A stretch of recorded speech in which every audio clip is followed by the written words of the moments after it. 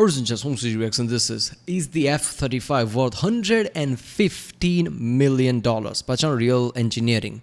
Yes, I saw the F-35B video from Real Engineering, which is like a newer one, 10 months ago or something. This is like 4 years old or something. I'm guessing these two planes are different. Now, somebody told me these designations are mostly like different branches. I'm guessing just the F-35 is just like army version of it, I guess. Air Force version of it. While B, I'm guessing, is a naval one. Because I'm pretty sure it was a naval one. It's supposed to take off from the carrier, right? Yeah. Now, it had like a hovering feature. Does this have hovering feature? Because it would make sense if it doesn't. Because Navy would need it, right? Why would Air Force need it? They have like fucking, runways and everything. But I don't know. It could be like, if you can have it, why not have it? I don't know. It doesn't matter. You can't have that because it like reduces the fuel, because it occupies a space where it should be fuel. Like it would increase the range, right? So I'm guessing this won't have that one. It's gonna be interesting. I like Real Engineering. I've been watching like insane engineering videos from them, and yeah, it's like really good. Very, considering the subscriber count and how long they've been, they have very few videos, which means every single video they make goes into way too much detail, and like production time takes a long time. So that makes sense how awesome videos are nowadays, especially. So yeah, let's watch this one. Remember, reflect my reaction, don't forget to subscribe so I know which type of videos to react to more. I like this kind of a, tech. I've always been a science guy. So whenever I see any tech, it's like always awesome. And military is like the thing where it's like defense. Defense is where everything starts. Everything starts at the defense. All the innovation happens at the defense element, and then it trickles down to like everyday use, commerce, and things like that. Apollo program was mostly for defense. It was like fight against Soviet, and that's why like 60-70% of everything, all the GDP right now, is because of the Apollo program that happened there, microchip and everything. So I like watching all these things, because things that gets innovated here will trickle down somewhere in real life eventually, and you won't even know it. Right? I like how when you go to highways and interstate and you have to take a, change a road or something. What is it called, right? You got to go over bridge. So that things that turns, right? Side road, I don't know what it's called. Once you leave the interstate, right? It's like a curved road because you're changing it, right? And because you're on an interstate or a highway, whatever, you're at high speed. So before, like, people used to like crash all the time because cars used to suck, but that's not the all point. The speed was higher. So nowadays there are grooves there, right? Somebody said, "Oh, let's put grooves there." I even see that in India. It's not just US thing. It also like came to India and everywhere. So there are grooves there. That started from NASA during the Apollo program, right? Because they realized like, oh wait a minute, space, shuttle wasn't stable. So we need to put grooves there to give it a grip that way. I like how it trickles down to real life like that. So let's watch this one. This episode of Real Engineering is brought to you by CuriosityStream. Watch thousands of documentaries for free for 31 days at curiositystream.com/real engineering. This year, the F-35 is finally set to close its 27-year development phase and move towards high-volume manufacturing. The culmination of 27 years of design and development from its manufacturer, Lockheed Martin. 27 years of development crossing the finish line in the midst of a political power struggle in America. This is, after all, the most expensive weapon system in the history of humankind. Costs have inflated as a result of the American military-industrial... Wait a minute, what did he say? America. This is, after all, the most expensive weapon system in the history of humankind. Costs have inflated... Weapon system? You mean the plane? Because isn't like B2 much cost is in billions? This is like 100 million, so B2 is like 1.5 billion or something. So what is it talking about? Is it on a plane or some weapons? As a result of the American military-industrial complex, where the intertwining of politics, economy, and the military industry encourages companies trillion like developing Lockheed it. That's Martin what it means. and Boeing to not vertically integrate their companies, as a means of spreading jobs across America and thereby increase political support for these programs and the politicians that approve them in Congress to win contracts. We could deep dive into these muddied waters of politics, but this channel is about engineering, and the development costs of the F-35 would be astronomical even without these issues. So let's explore the design of this plane and see whether its price tag is really worth it. From the start, the F-35 sought to be the jack of all trades, an air superiority machine to replace the Air Force's F-16s and A-10s, a stealth fighter taking the lessons learned from the B-2 program and improving upon Lockheed's previous ventures into stealth technology with the F-22 Raptor and the F-117 Nighthawk, a carrier-capable fighter to replace the F-A-18 Hornets of the Navy, and perhaps most audacious of all, it would take on the challenge of vertical landings, taking over from the British AV-8B Harrier. Taking on all these advanced technologies. Yeah. I mean, FA-18, I realized that that's mostly like a Navy thing, right? I didn't know much about F-18, but the more people comment, the more I'm realizing things, right? Keep the comments going, right? Because a lot of times, like, things really confusing that gets cleared up. So it's like more of a, like a, carrier version of it than anything else. It's supposed to replace F-14 or something. At least that's what it became. Technologies and combining them into one plane was never going to be an easy or cheap task. And the program was made even more expensive by what was initially intended to be a cost-saving measure. This plane would be developed as a joint venture between 3 US military branches, the Air Force, Navy, and Marines. A single plane for each branch of the military. The program was named the Joint Strike Fighter, and its goal was to produce a next-generation plane that could replace fighter, strike, and ground attack aircraft of not just the United States, but all of its allies. Unlike the F-22 Raptor, which is a US Air Force exclusive plane, the F-35 would be commercially available. The Joint Strike... Yeah, I think I realized a lot of shortcomings of F-22. Shortcomings is supposed to be our dominance, but shortcoming in that way. The way how F-35 is intended. Like, you can't do much with F-22. You can't, like, upgrade it. I guess you can't, like, make it for other branches or something. F-22E is what it is. But still, they used it as a bomber too. Like, that was a surprising thing. At least it was used as that, right? Dogfighting is becoming a thing of past, at least right now. So F-22 didn't see much action based on that. So I like they're thinking of jack of all trades type of thing going forward. Like, F-35 type of thing is the one you should think about.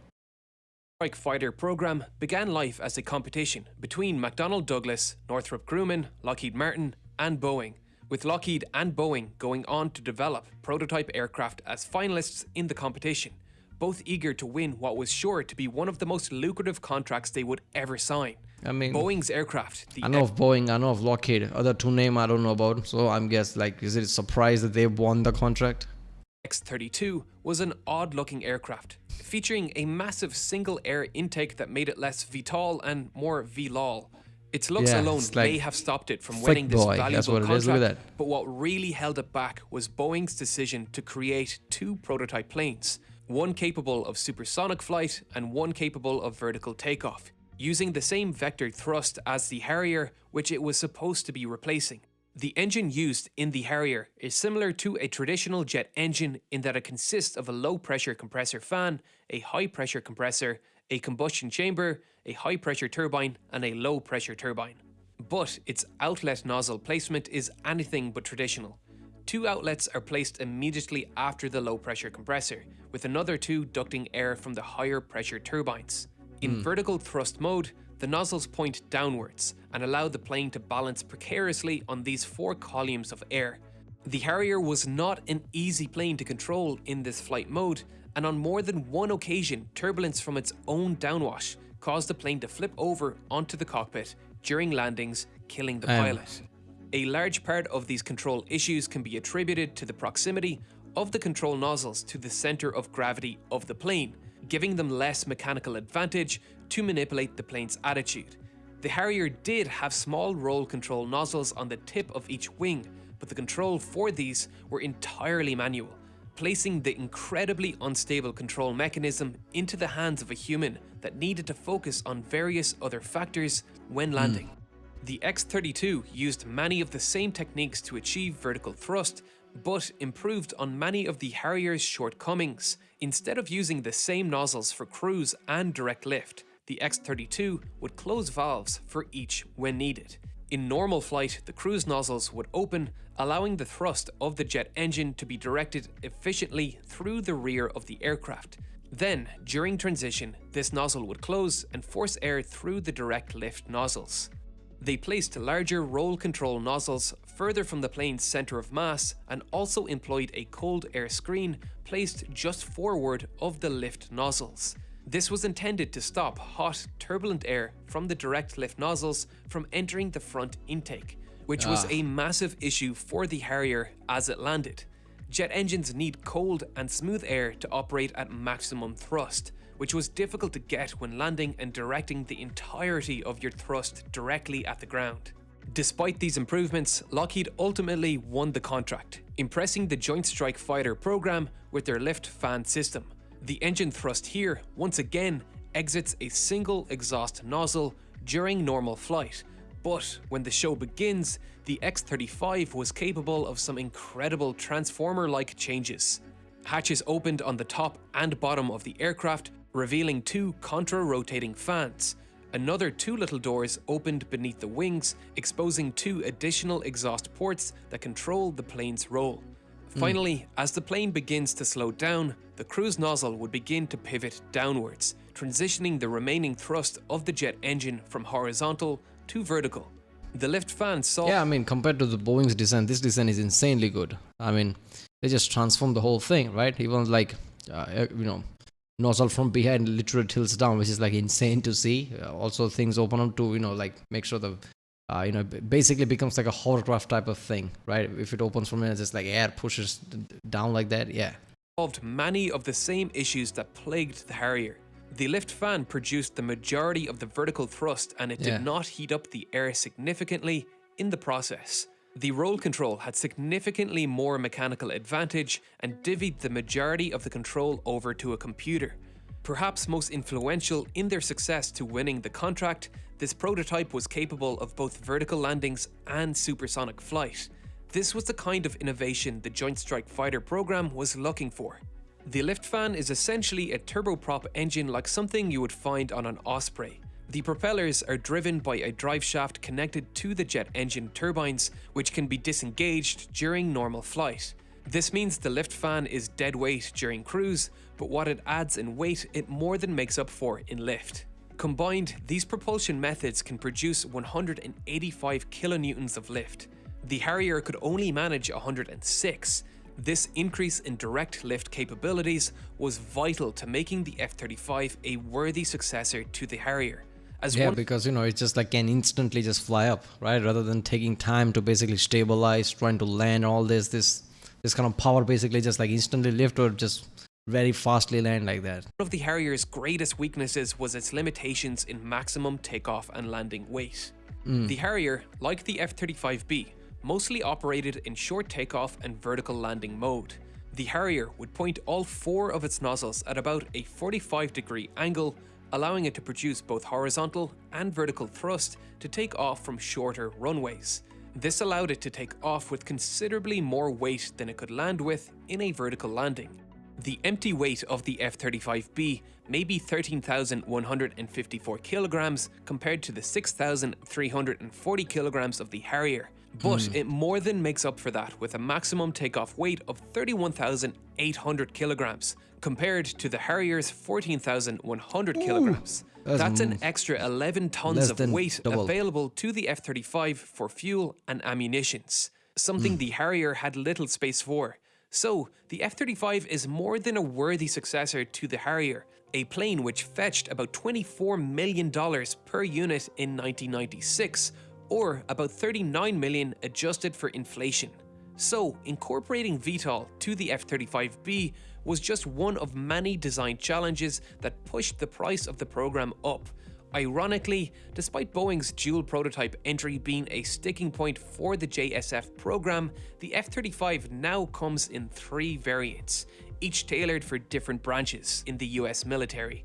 The F-35A is customized for the US Air Force and as such has been designed to take off from conventional runways, allowing it to scrap much of the heavy equipment needed for the F-35B, the Marines variant. The Marines do not operate out of large aircraft carriers like the Navy, and as such, their ships, like the Wasp-class amphibious assault ship, have often been referred to as helicopter carriers, as no plane other than the Harrier or Osprey have been able to use them. This is not the case for the Navy, who have large aircraft carriers at their disposal. The final variant is the F. Alright, so one is for the Marine and one is for the Navy. I didn't know that the two things were different, but apparently Marines are the one who just like is more amphibious. Navy is supposedly just like sea related. That makes sense. F-35C, which has been designed to satisfy the Navy's requirements, having wings that are about 40% larger than either of its sister variants, and its landing gear is much heavier and stronger. Both of these features were included to allow it to land and take off from aircraft carriers without the need for the vertical propulsion like the F-35B.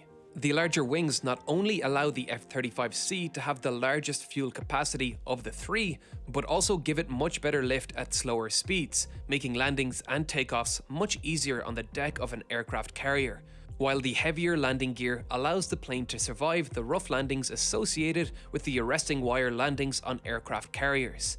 The F-35C also incorporates folding wingtips to allow for neat storage. Yeah, I'm not gonna lie, every time I see it's like ridiculous. First of all, they use some kind of like a launching cable type of thing that just launches it.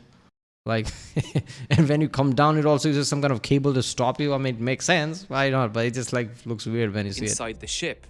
This expansion into 3 variants has been a huge source of increased costs, and the program likely could have dramatically reduced on spending had it just designed 3 different planes for 3 different branches.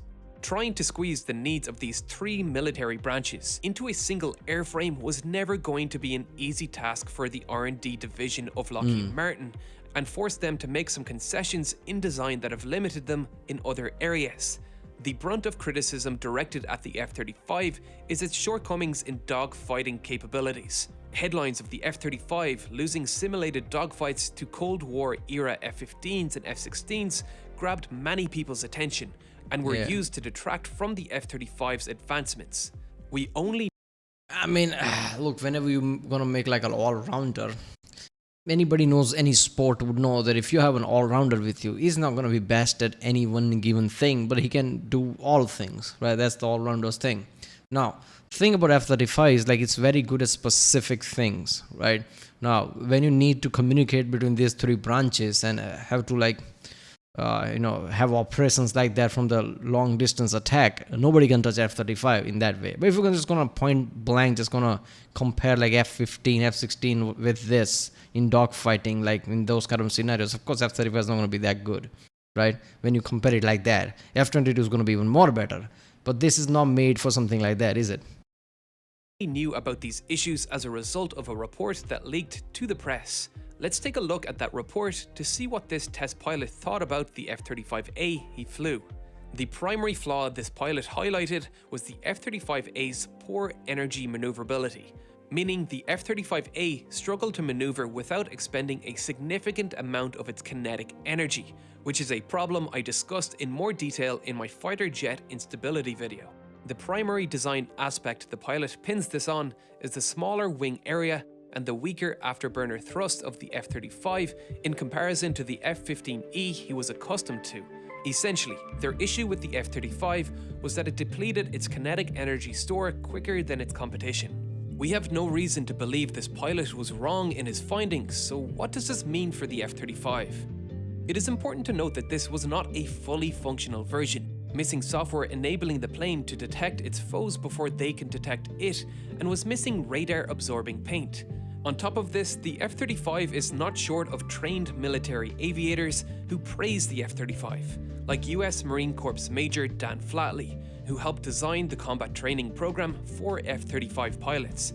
And he has chalked up these issues to old habits of pilots who have spent significant portions of their lives dedicated to older generation planes, which were designed with a different philosophy in mind. Since then, the F-35 has performed phenomenally in simulations with reports up to 20-1 KDRs.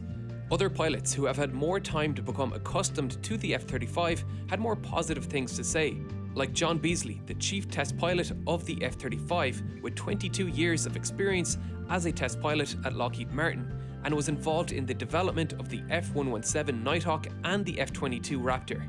He claims the F-35 can outmaneuver any US fighter except for the F-22, which was designed specifically as an air superiority machine and again is not available for purchase outside of America and actually has a higher unit cost than the F-35 at about $150 million. Damn. It's hard for me to make a judgment call on this because I have as little information as any other civilian. But honestly, outside of this one report, most pilots who have flown with the F-35 sing its praises.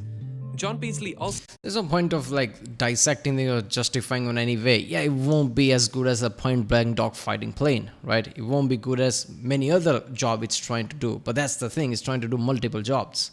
And the whole point of it is like, that like interlink thing, communicating with each other, having better radar, doing things from the distance. Like this is basically like how, like advanced infantry and like divisions work on the ground, like how to launch and how to do an operation, but on the air. Multiple wings, multiple planes can basically communicate, do the job from the distance, can execute based on their capabilities rather than just having point blank dogfighting. If you want to do this, like you have like F-22, next generation air dominance that they're developing, there are other things for that job. You don't, deploy F-35 or something like that. also makes an important note.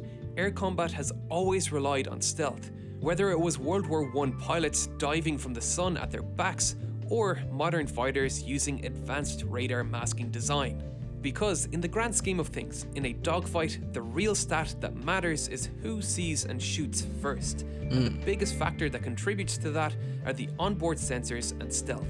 The thing that really sets the F-35 apart is its suite of sensors and computer guidance systems, which have been integrated with the user interface of the aircraft unlike any other plane in the history of mankind, while sharing that information with the entire force. This is what truly makes this plane something to be feared, and it all starts with this, a little transparent faceted sensor suite containing the infrared imaging and tracking equipment of the aircraft. But those are not your typical windows. Those are made of sapphire, a notoriously expensive gemstone, one of the few materials that is both hard and durable, but also transparent to a broad range of wavelengths. The imaging data from these sensors can even be fed into the pilot's helmet visor, which has been enhanced with augmented reality technology. This helmet alone costs $400,000 and enables the pilot to look straight through the aircraft and see at night without having Augmented reality. Does that mean like it can basically like, put objects where you see it rather than just like showing information, right? Because something is in the distance. Now it can't show you as like a green round or some circling thing. This is where you're supposed to do this. All that type of information, like can detect what the pilot is seeing and displaying based on that. Because as far as I know, that's what augmented reality does, right? I mean, sees the objects in the distance and like pinpointing that way. So you can just like, oh, that's what I'm supposed to do, rather than just displaying information. To wear clumsy night vision goggles. The helmet also feeds in data from the multitude of other sensors like the advanced high-frequency radar in the nose of the plane, along with data received from sensors from other aircraft and ground-based units. The data does not feed into the pilot's AR helmet unfiltered though. It passes through the onboard computer, which performs all the necessary filtering and data analysis and only presents the pilot with the information he really needs. This technology is so powerful that even an unarmed F-35 would greatly boost the combat effectiveness of its allies. But detection is just one step of that goal of shooting first. Not being detected is just as important. Incorporating stealth was just another design challenge and is likely the source of much of the unexpected costs. Let's first clear something up. Despite what you may have otherwise heard, stealth does not render a plane undetectable. Short of not physically existing, everything is detectable. If we can find and analyze planets billions of light years away, we can detect a plane flying directly overhead. Stealth's purpose is not to make the plane invisible. It serves to complicate and delay the enemy's detection of an aircraft. I'm not sure I agree with that thing. Like if we can detect planets from the distance, it's kind of different. But there's a reason why we can't like photograph Pluto, even though it's like closer to us. But yeah, it's different. This can be detected obviously, but it's going to take time. And I would argue like something like how small of the radar presence F-22 have, right? Like unless you have like really best equipment to detect, you might not even detect it. right? That's when I realized that, when I saw F-22 videos and just saw like how small of a cross section it has, that's insanity. And imagine a B2 at that point, like, yeah, unless you have the Stealth has best proven radar itself detection, it invaluable over doesn't. the Yeah. past 2 decades prior to the F-35's inception. The F-117 Nighthawk flew over 1,300 missions over Iraq during the Gulf War, scoring direct hits on over 1,600 high-value targets without losing a single aircraft. But it was far from perfect. Lockheed knew this all too well as the manufacturer of the F-117. In 1999, a Nighthawk was infamously spotted by radar and subsequently shot down over Serbia. The pilot survived, but the plane crashed and remained mostly intact, handing over a valuable technology to the Russians to reverse engineer. Stealth serves a single purpose: to avoid detection, and the F-117 failed here. But it was developed using 1970s era computing technology. Its panels were flat and faceted simply because we did not have the computers capable of analyzing more complicated shapes to optimize stealth. Early attempts at stealth worked under a fairly simple theory. Radar works by sending out pulses of electromagnetic waves and waits and listens for reflections. The idea behind stealth technology is to not reflect those waves back at the emitter and thus avoiding detection. This is why the F-117 is shaped like this. Each panel has been angled and placed in a way to minimize how much of this energy it will reflect back to the sender. It was also coated in a paint that would help absorb some of that electromagnetic radiation.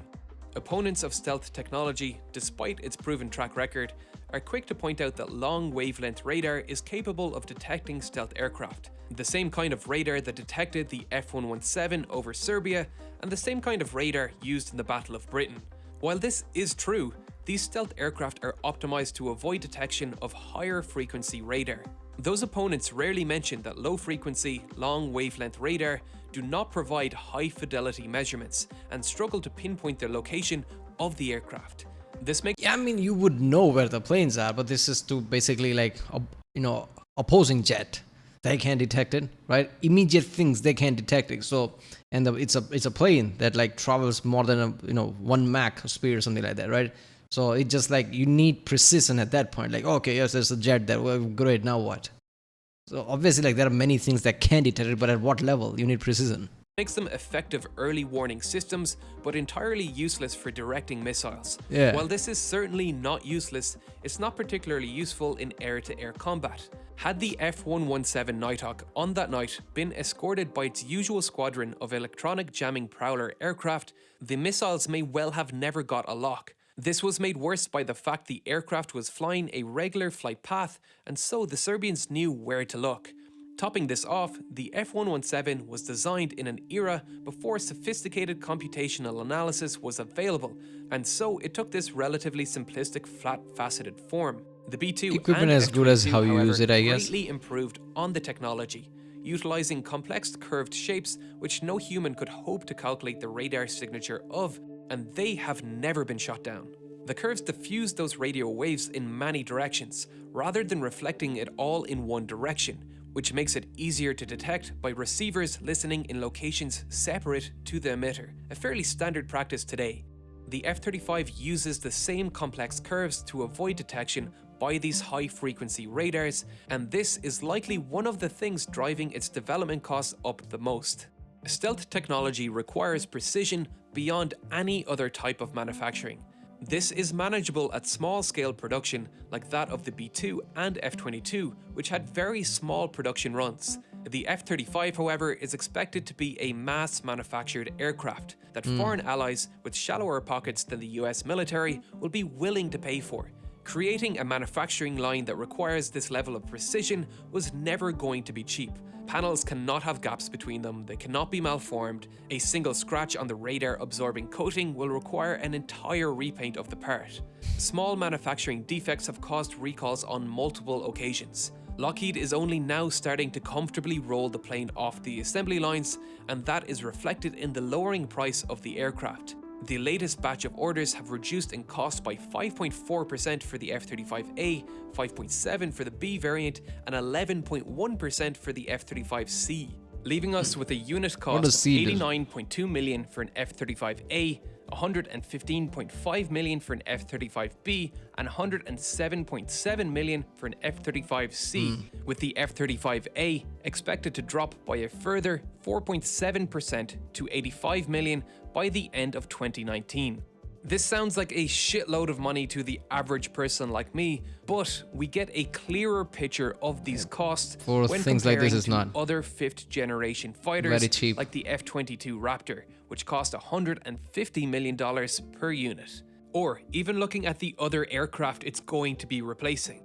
I think it's fair to say that we've established that the F-35 is a worthy successor to all of these planes, which individually come with their own hefty price tags.